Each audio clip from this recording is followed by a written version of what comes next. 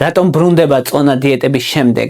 ბევრი ადამიანი იწყებს დიეტას, იკლებს წონაში, უხარია შედეგი, მაგრამ რამდენიმე თვის შემდეგ წონა ისევ ბრუნდება, ზოგჯერ კი იმაზე მეტიც ვიდრე თავიდან და აქ ძალიან მნიშვნელოვანია გავიგოთ, რომ ეს ყველაფერი არ არის სიზარმაცე ან ნებისყოფის ნაკლებობა. ხშირად ორგანიზმი უბრალოდ იწყებს წინააღმდეგობას.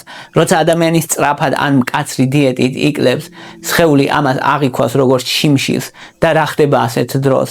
მატულობს გრელინი, შიმშილის ჰორმონი, დასაკვები გეჩვენება უფრო გემრიელი, იკლებს ლეპტინი, დანაყრების ჰორმონი და ვერ ჩერდები, როცა იწყებ ჭამას, ნელდება ენერგიის ხარჯვა, იზრდება ტკბილეულზე, ცომეულზე და მაღალკალორიულ საკვებზე მოთხოვნილება და სურვილი და ადამიანი ამბობს, თითქოს მინდა სწორად გავაგრძელო კვება, მაგრამ სხეული ამბობს, რომ არა, დამიბრუნე ენერგია.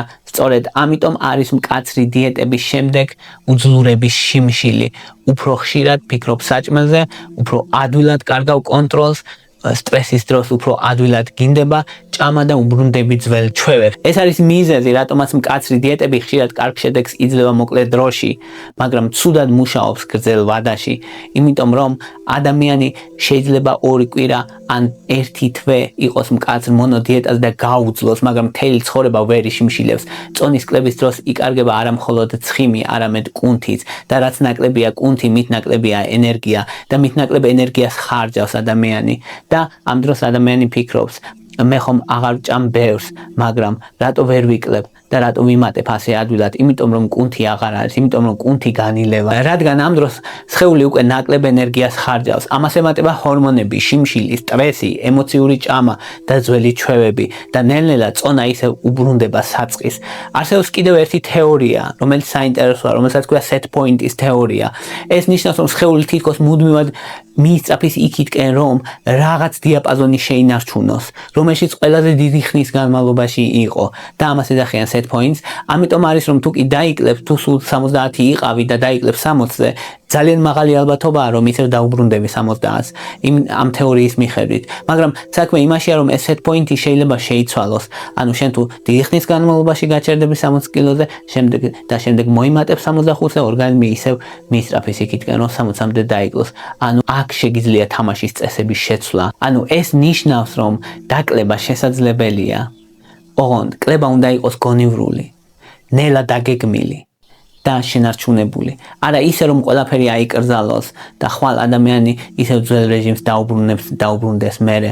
აქ რა თქმა უნდა გენეტიკაც თამაშობს როლს, იმიტომ რომ ზოგი ადამიანი ბევრად ადვილად იმატებს, ზოგს უფრო მალე შივდება და კი აქ ბევრი გენები მონაწილეობენ და გენების მთელი წყება ასობით და ათასობით გენია გამოკვეთილი, რომელიც მონაწილეობს შიმშილზე, წონაზე გავლენა აქვს სხვა ფორმით მოკლედ და ზოგს ბავშვობიდან აქვს მეტი ცხიმოვანი უჯრედი და ამიტომ წონის კონტროლი მათთვის უფრო რთულია, მაგრამ ეს არ ნიშნავს, რომ ყველაფერი გენეტიკაა. სიმსუქნის მხოლოდ მცირე ნაწილი არის გენეტიკური. უმეტეს შემთხვევაში საქმე არის კომბინაცია გენეტიკა, გარემო, კვება, მოძრაობა, ძილი, სტრესი, ჩვევები. ანუ გენეტიკა ერთ-ერთი მოთამაშეა და არა ერთადერთი.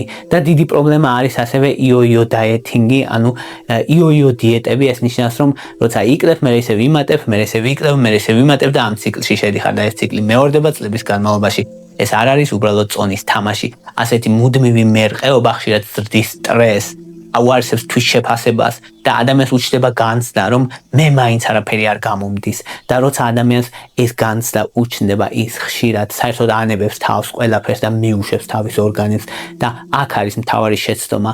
ადამიანს არ ჭირდება იდეალური დიეტა, ადამიანს ჭირდება ისეთი გეგმა, რომლის გაგრძელება შესაძლებელია ხანგრძლივი დროის განმავლობაში.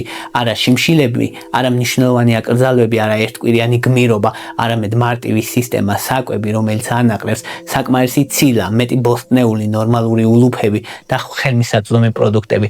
და ისეთი დღე, სადაც ადამიანმა ზუსტად იცის რა ჭამოს, როდის ჭამოს და როგორ არ დარჩეს მშიერი. წონის კლების ყველაზე დიდი საიდუმლო არ არის სწრაფი კლება, ყველაზე დიდი საიდუმლო არის შენარჩუნება. 10 კილოგრამის დაკლება კარგია, მაგრამ 10 კილოგრამის დაკლებული 10 კილოგრამის შენარჩუნება ეს უკვე ცხოვრებისეული ამოცანაა. ბევრმა იცის, რომ წონის კლებისთვის საჭიროა კალორიული დეფიციტი, მაგრამ არ იცის, როგორ აწყოს დღე ისე, რომ არ იშიმშილოს, საკმარისი რაოდენობით მიიღოს ცილა, შეინარჩუნოს კუნთოვანი მასა და მშვიდად მიყვეს წონის კლების პროცესს. სწორედ ამისთვის შევქმენი 15-დღიანი კვების გეგმა, მარტივი, გასაგები და ყოველდღიურ ცხოვრებაზე მორგებული. ეს არის სტრუქტურა, რომელიც გეხმარება უფრო მარტივად დააწყო დღე და ყოველჯერზე თავიდან არ იფიქრო, რა უნდა ვჭამო. კვების გეგმა მინდოდა ყოფილიყო მაქსიმალურად ხელმისაწვდომი, ამიტომ მისი ღირებულებაა 29 ლარი. თუ გინდა მიიღო კვების გეგმა, მოგწერე WhatsApp-ზე, მითითებულ ნომერზე, ან გადადი ბმულზე და მოგწერე Facebook-ის მესენჯერში.